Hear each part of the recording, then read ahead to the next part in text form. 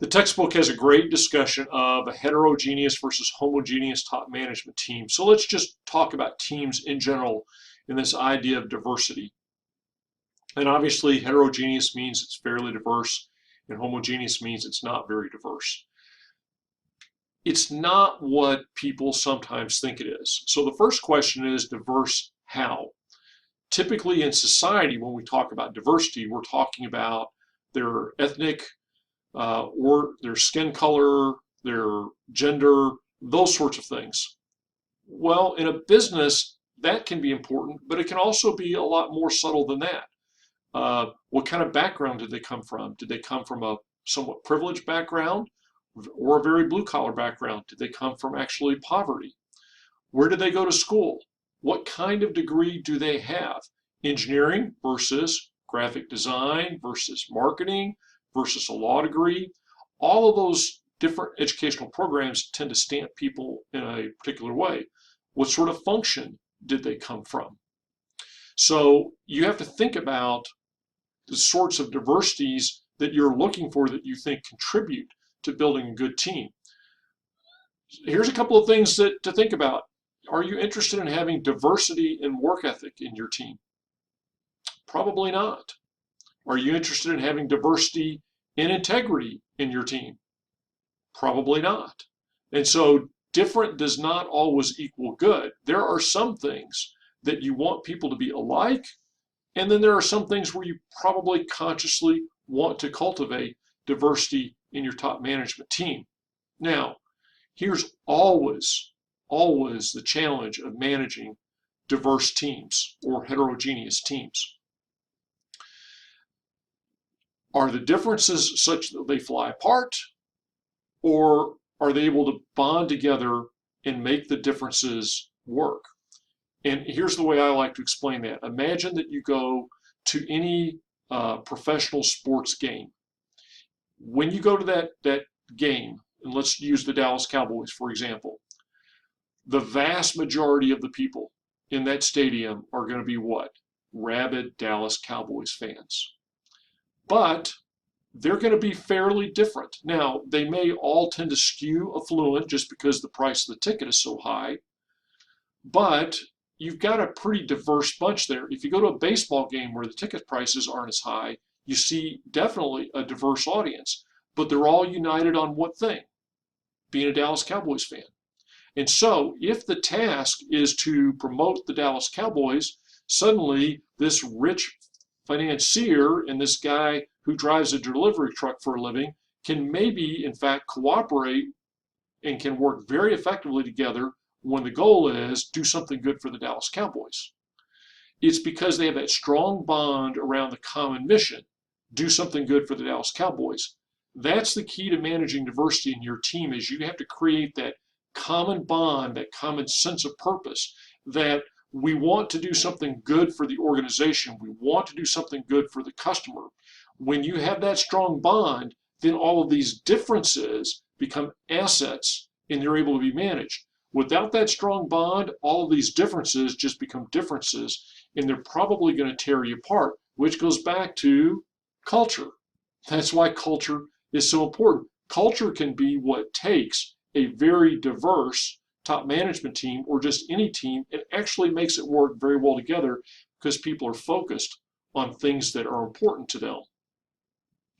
Lastly is this idea of CEO succession, and we can even call it strategic leader succession. And so they call it the internal job market or the external job market. I simplify it and say when to hire an insider and when to hire an outsider. You've got the nice chart down there. Really the principle is if you're looking for change, typically you go to an outsider, particularly if you're having a real performance deficit. So if we look at the CEO of General Electric today, for the first time ever, they went outside a GE lifer to run that company because they felt like they needed some fairly dramatic change. Likewise, when companies seem to be very stable and very successful, they do internal job promotions to the CEO. Again, Doug McMillon and Walmart is a great example of that. And so particularly for a big company, when you go outside, you are admitting that you have not done a good job of cultivating your leaders and you've not built a successful strategic plan, because you should have ample internal candidates qualified for that position. And if you don't, that's a problem. Now, sometimes in smaller companies, you may not have what it takes to cultivate that. Well, let's bring it home to the university, for example. Some of you have been at MSU long enough to remember when Dr. Shipley was brand new. Did we promote somebody from within the university to be the president of the university? No. And there were some candidates from inside the university that applied, but the Board of Regents decided to bring in an outsider, not so much because of change, but just because so much that Dr. Shipley had a lot of what they thought was relevant experience. But what's the first thing she has to do when she comes here? She has to learn the organization. And so we bring in this outside talent. So it's an opportunity to bring talent to the organization and bring new ideas to the organization. But she was very, very careful about listening to people and learning MSU before she started trying to make a bunch of changes. Well, let's come down to the Dillard College. I've been the dean now, finishing my 3rd year. When we did the dean search, I was actually on the search committee. I was a huge advocate of hiring an outsider to come in. I thought it would be good if we had some outside look, somebody who had a different perspective to bring their new ideas in. I did not want the job. I did not apply for the job. We did a national search. We brought 3 candidates to campus, and even though some of them had really strong backgrounds, what we decided was none of them were a good cultural fit. And then I threw my name into the ring because people said, please, Jeff, there's nobody else. And so here I am 3 years later. What did we lose when we hired an insider? We lost the opportunity to bring in outside ideas, somebody who has a different perspective. I've been at MSU for 12 years now. All I know is the MSU way. And so I have to work very aggressively trying to get the outside perspective, to try to look at how other people do things, because I'm pretty wedded, pretty well established in the way that we do things. What was my advantage of coming in as an insider? I knew the people, but more importantly, they knew me. They knew that they could trust me. They knew that they knew what my values were. They knew what to expect from me.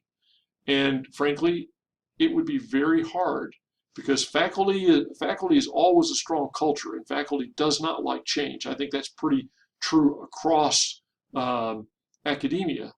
And so to come in as an outsider when you don't know anybody and get them to try to make change, whew, that is a tough job.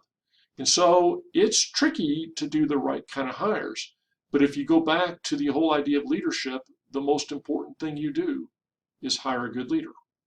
And so what do strategic leaders do? They set the direction, they design the organization, and they are the chief culture officer.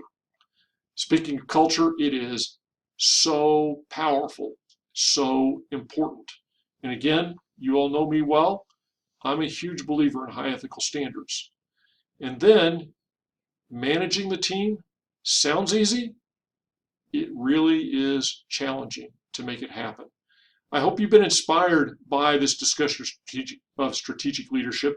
I hope that you are motivated in your career to rise and become a strategic leader. And for those of you that want to launch a business, you're going to be a strategic leader very, very soon. Good luck.